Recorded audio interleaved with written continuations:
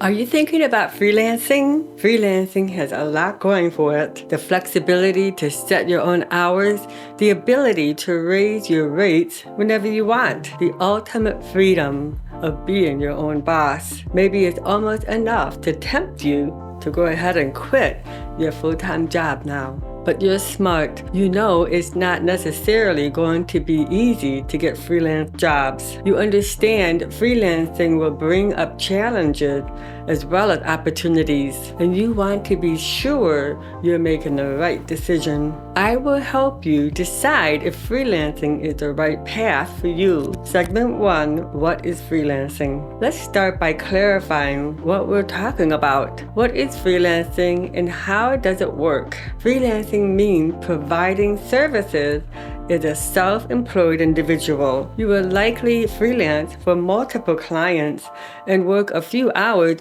per project each day. You'll charge either an hourly rate or a project rate. Freelancing, self-employed, multiple clients, hourly rate. Number 2, pros and cons of freelancing. So what's best about freelancing and what might make you think twice? Let's take a look at the highs and the lows. Pros of freelancing. Number 1, make money doing something you love. One of the biggest perks of freelancing is spending a large chunk of your workday doing something that you love. Freelance jobs, writing, graphic design, software development, administrative services. Enjoy creative writing? Maybe your take on freelance writing jobs as a copywriter or a blogger. Love art? You might consider freelance graphic design. Have you taught yourself to program? There's plenty of freelance work in software development. Number 2, be your own boss. When you become a successful freelancer,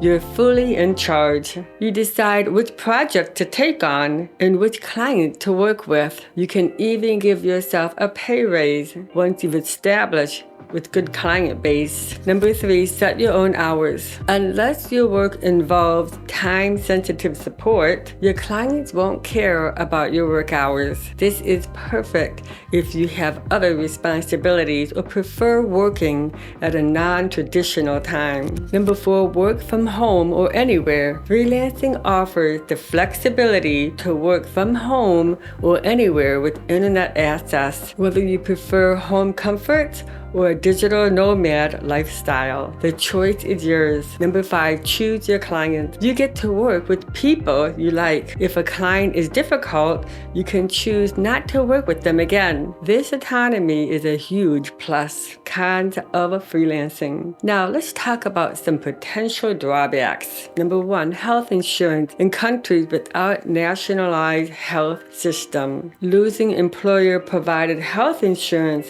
can be a significant concern. Ensure you have a plan for health coverage. Number 2, administrative work. As a freelancer, you'll spend time in non-billable tasks like managing accounts, taxes, emails, and marketing. Your billable hours will be less than your total working hours. Number 3, loneliness. Freelancing can be isolating. The solitude might be challenging if you're used to a social workplace. Number 4, increased expenses. Your expenses might increase, especially if you invest in new equipment or software. Number 5, income fluctuations. Freelancing often involves unpredictable income. Some months are busy and others are slow. It's important to manage your finances carefully. Segment 3, how freelancers make money. So how do freelancers make money in the gig economy? Freelancers get paid by taking on specific gigs, which can be one-time or ongoing. They charge either hourly or project rates, complete the work on time, make necessary revisions,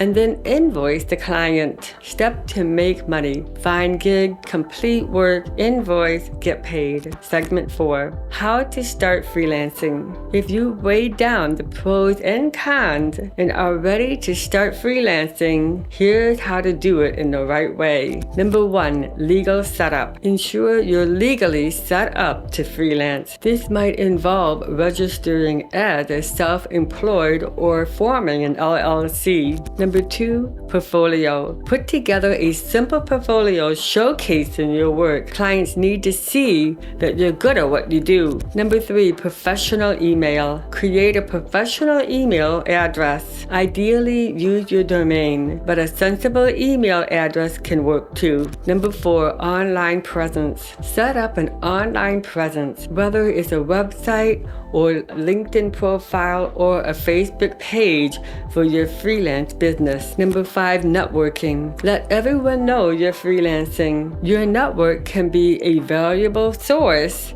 of initial gigs.